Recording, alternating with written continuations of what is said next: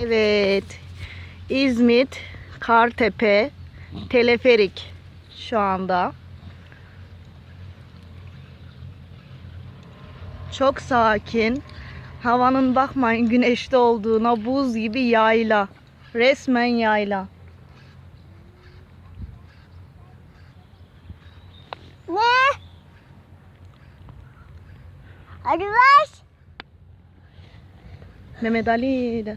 Hepaya. Bir daha. Hepaya. Bizi durdur. Ne? Otur. Sana baş.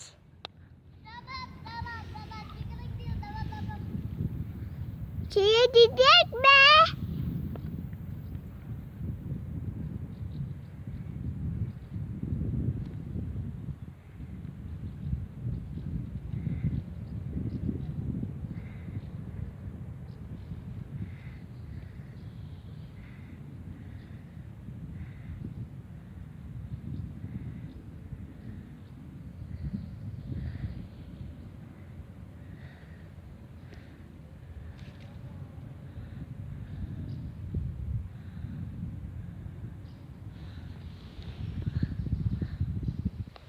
Dur oğlum. Kımıldama.